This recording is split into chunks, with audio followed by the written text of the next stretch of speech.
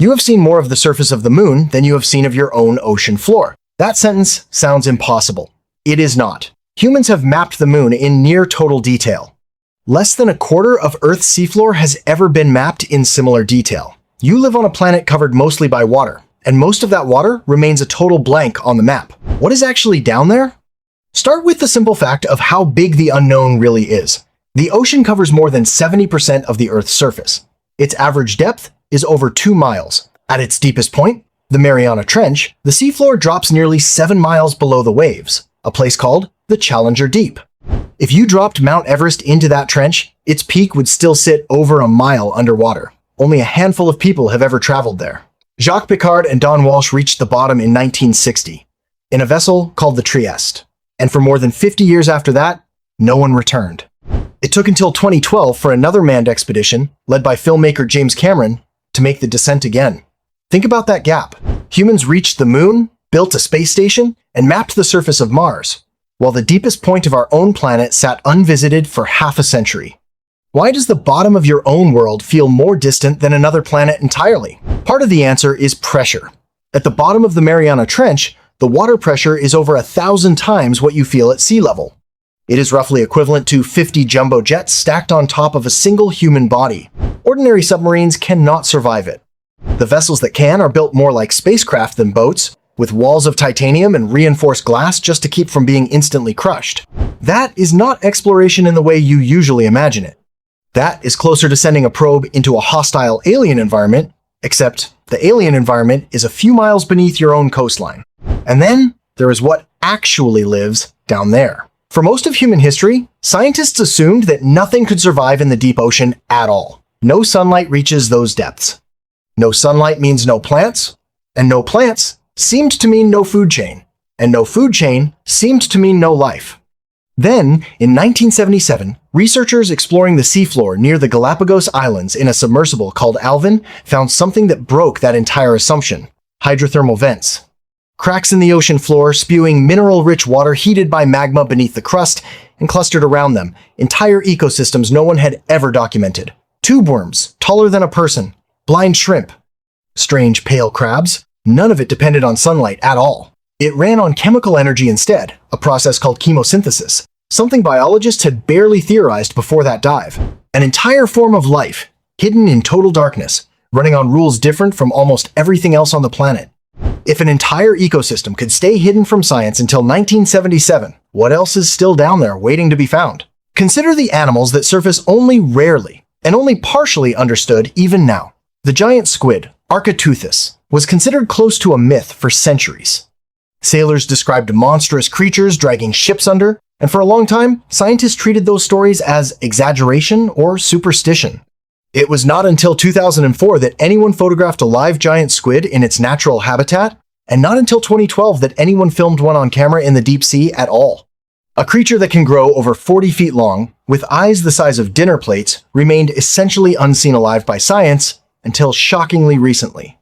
And even now, almost everything about its behavior, its hunting patterns, its lifespan, remains mostly guesswork pieced together from dead specimens that wash ashore or turn up in fishing nets. How does something that large stay that hidden in a world already mapped by satellites? Sound adds another layer to the mystery. In 1997, hydrophones operated by the National Oceanic and Atmospheric Administration picked up an extremely loud, extremely low-frequency sound from somewhere in the Pacific Ocean. Scientists nicknamed it the bloop. It was powerful enough to be detected by sensors thousands of miles apart, far louder than any known animal was thought capable of producing. For years, it fueled speculation about undiscovered giant sea creatures. The eventual explanation, that it was likely the sound of ice cracking deep in Antarctica, satisfied the scientific community. It did not fully satisfy the public imagination, and even now, some point out that the explanation is a best guess built on limited evidence, not a certainty.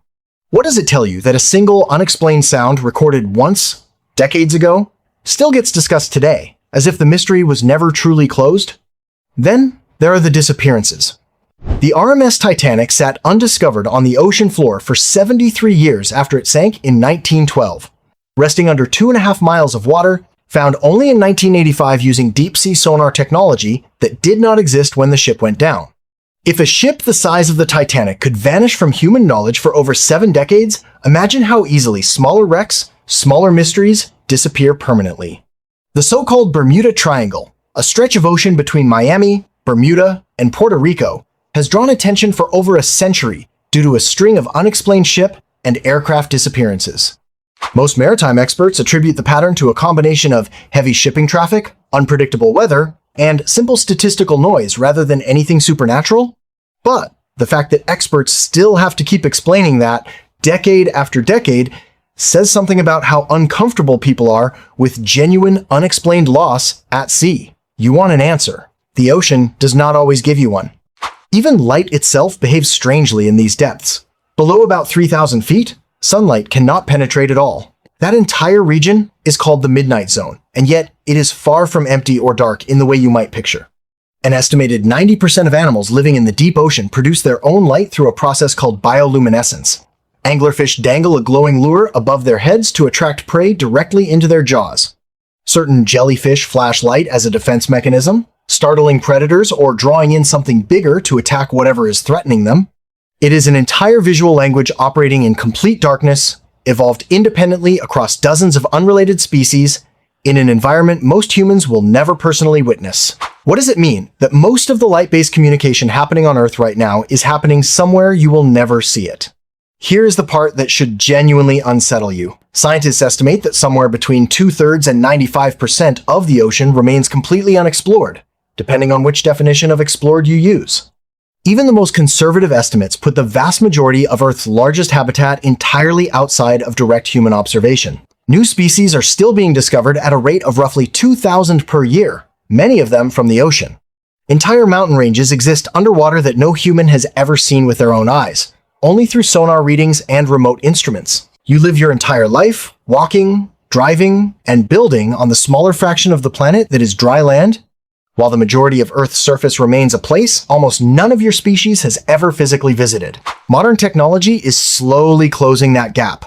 But slowly is the key word.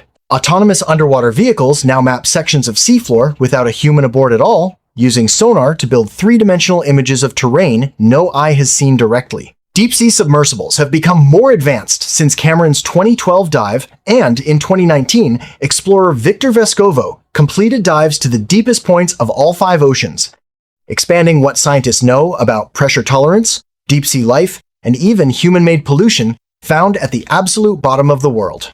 Even at the deepest point on Earth, researchers have found plastic waste. That alone tells you something about how connected the surface world and the deep ocean actually are, even when they feel like 2 entirely separate planets. So the next time you look out at the ocean, remember what is actually beneath that surface. Remember, the trench deeper than Everest is tall.